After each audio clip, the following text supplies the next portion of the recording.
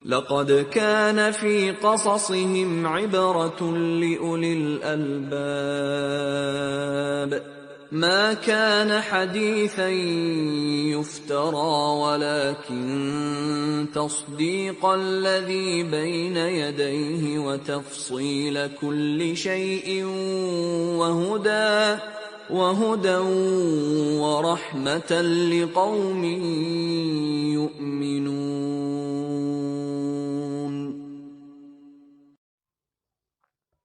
Assalamualaikum warahmatullahi wabarakatuh.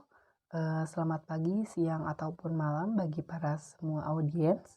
Baik, perkenalkan nama saya Muhammad Miftah Fauzan. Saya bertugas sebagai moderator pada kesempatan kali ini untuk memimpin diskusi presentasi pada beberapa menit ke depan. Nah, mungkin kami di sini dari kelompok 10 akan membahas materi bab 11 yaitu tentang budaya dan sejarah perkembangan Islam. Kami di sini terdiri dari 3 orang. Yang pertama ada Jipar Sidik dengan nomor pokok mahasiswa 2321700088. Kemudian ada Nada Salsabila dengan nomor pokok mahasiswa 2321700089. Dan saya sendiri Muhammad Miftah Fauzan dengan nomor pokok mahasiswa 2321700090. Nah, baik, untuk materi yang pertama akan disampaikan oleh saudara Jipar Sidik. Kepadanya saya persilahkan. Assalamualaikum warahmatullahi wabarakatuh. Perkenalkan, nama saya Jipar Sidik dari kelompok 10. Nah, di sini saya akan memaparkan materi mengenai budaya dalam pandangan Islam dan sejarah kebudayaan Islam pada masa Nabi. Nah, baik, yang pertama, kebudayaan dalam pandangan Islam. Makna budaya. Secara bahasa, budaya atau kebudayaan berasal dari bahasa Sangsekerta, yaitu budaya, yakni segala sesuatu yang berkaitan dengan budi dan akal manusia. Sedangkan budaya menurut istilah adalah keseluruhan dari kelakuan dan hasil kelakuan manusia yang teratur oleh tata kelakuan yang harus didapatnya dengan belajar dan yang semuanya tersusun dalam kehidupan masyarakat. Terus yang kedua, pandangan Islam terhadap kebudayaan. Nah, pandangan Islam terhadap kebudayaan ini ada 4 poin. Yang pertama, kebudayaan yang tidak bertentangan dengan ajaran Islam. Terus yang kedua, akulturasi kebudayaan. Yang ketiga, kebudayaan yang bertentangan dengan syariat Islam. Terus yang keempat, sejarah dan kebudayaan Islam pada masa Nabi. Nah, selanjutnya yang kedua mengenai sejarah dan kebudayaan Islam pada masa Nabi. Nah, yang pertama, keadaan Mekah sebelum Nabi Muhammad lahir. Kondisi bangsa Arab sebelum kedatangan Islam, terutama di sekitar Mekah, masih diwarnai dengan penyembahan berhala sebagai Tuhan, yang dikenal dengan istilah paganisme. Nah, terus yang kedua, keadaan Mekah setelah Nabi Muhammad SAW lahir terbagi menjadi 2 periode. Yang pertama, periode Mekah. Pada periode ini, dakwah Islam 3 tahun pertama dilakukan secara sembunyi-sembunyi. Terus yang kedua, periode Madinah. Pada periode ini, pengembangan Islam lebih ditekankan terhadap dasar-dasar pendidikan masyarakat Islam dan pendidikan sosial kemasyarakatan. Pada periode ini, Rasulullah SAW bersama para sahabat melakukan hijrah ke Madinah. Nah, mungkin segitu paparan yang bisa saya sampaikan. Mohon maaf bila ada kesalahan. Wassalamualaikum warahmatullahi wabarakatuh. Untuk materi yang kedua akan disampaikan oleh saudara Nada Salsabila. Kepadanya saya persilahkan. Baik, di sini saya akan menjelaskan tentang Khulafaur Rasyidin.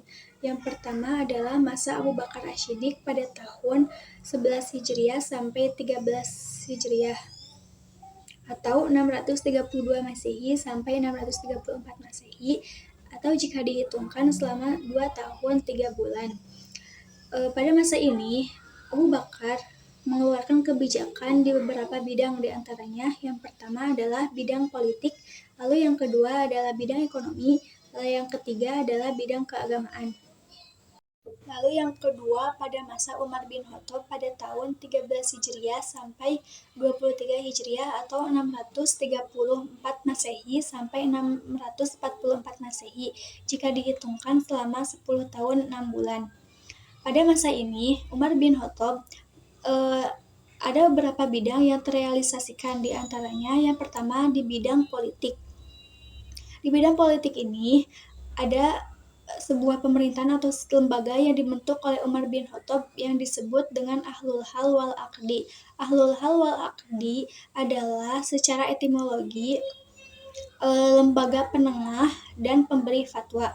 Sedangkan secara terminologi adalah wakil-wakil rakyat yang duduk sebagai anggota Majelis Syuro yang terdiri dari alim ulama dan kaum cerdik pandai yang menjadi pemimpin-pemimpin rakyat. Lalu yang kedua ada di bidang militer yang di dalamnya tentang perluasan wilayah. Lalu yang ketiga di bidang ekonomi. Di bidang ekonomi ini ada beberapa kebijakan yang dilakukan oleh Umar bin Khattab, yaitu yang pertama pajak tanah. Yang pertama tentang pajak tanah, yang kedua tentang pemerataan zakat.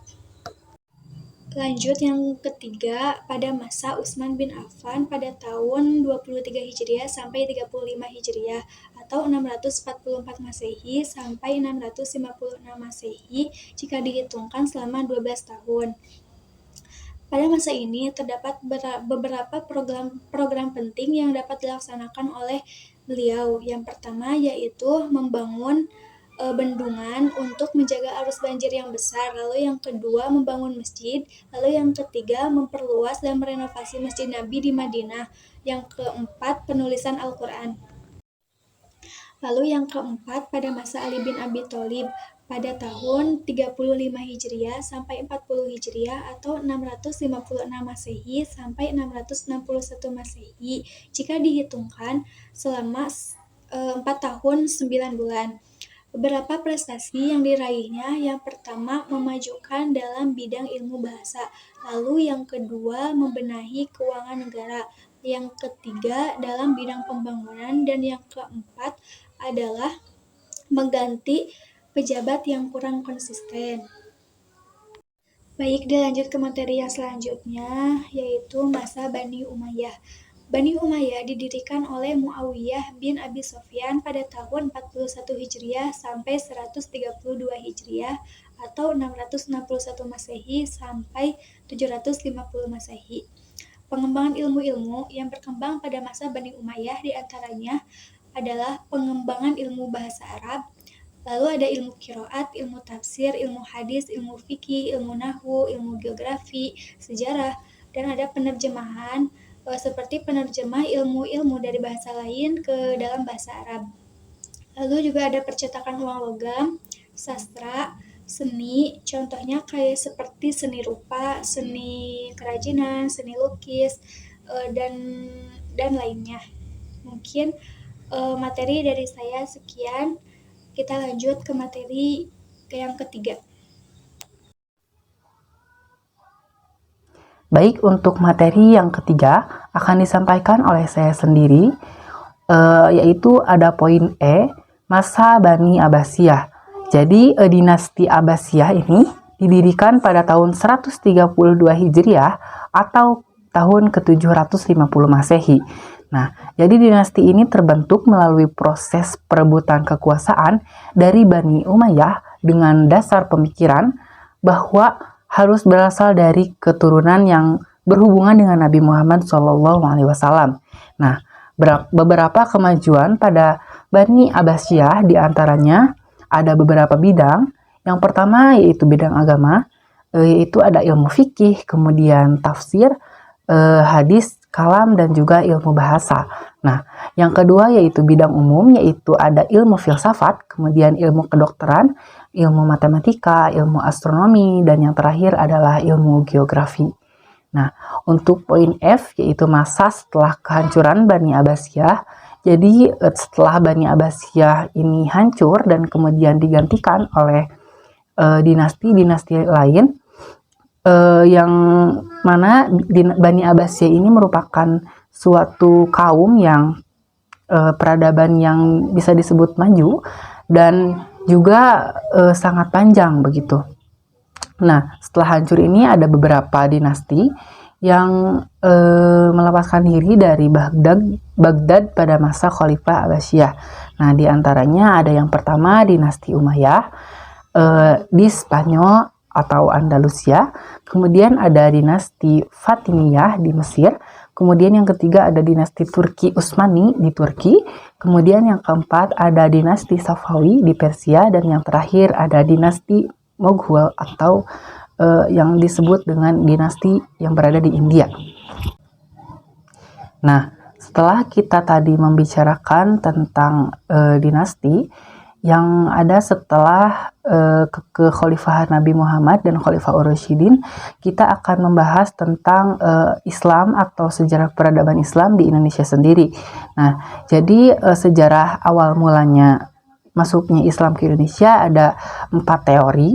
Yang pertama ada teori Gujarat dari Profesor Dr. Snokhoronje. Nah, jadi teori Gujarat ini menyatakan bahwa Islam itu berasal dari India atau Gujarat. Nah, kemudian ada teori kedua yaitu teori Mekah, yang mungkin teori ini bisa dibilang cukup berkembang dan juga cukup dipercayai, banyak dipercayai oleh masyarakat Indonesia, oleh Profesor Dr. Buya Hamka. Nah, jadi teori ini mengemukakan bahwa Islam yaitu berasal dari Mekah atau tanah kelahiran Nabi Muhammad SAW sendiri.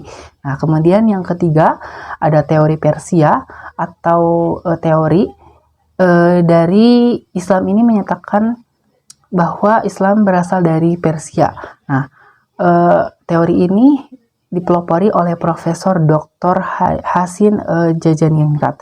Nah, kemudian ada yang keempat yaitu teori Cina oleh Profesor Dr. Slamei Mujiana yang menyatakan bahwa Islam berasal dari daerah Cina. Nah, kenapa sih Islam bisa masuk ke Indonesia? Tentunya ada beberapa penyebab masuknya Islam ke Indonesia, atau bisa disebut dengan metode penyebaran Islam di Indonesia sendiri. Nah, dalam penyebarannya Islam di Indonesia itu ada beberapa saluran.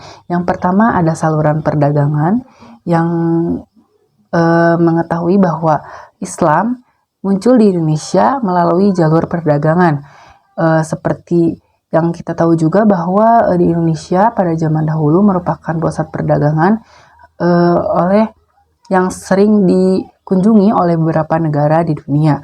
Nah, kemudian yang kedua adalah ada saluran perkawinan, kemudian saluran tasawuf, kemudian saluran pendidikan, dan saluran kesenian, serta saluran politik. Nah, kemudian ada poin D yaitu kerajaan-kerajaan Islam yang berada di Indonesia. Ada beberapa kerajaan, diantaranya kerajaan Perlak, kemudian kerajaan Aceh Darussalam, kemudian kerajaan Demak, kemudian kerajaan Mataram Islam, kemudian kerajaan Cirebon, kerajaan Banten, dan yang terakhir ada kerajaan Islam Banjar. Baik, terima kasih kepada para pemateri yang telah menyampaikan materinya. Mungkin saya Muhammad Miftah Fauzan selaku moderator pada diskusi presentasi kali ini mengucapkan syukur alhamdulillah. Saya tutup presentasi kali ini dengan ucapan hamdalah alhamdulillahirabbil alamin.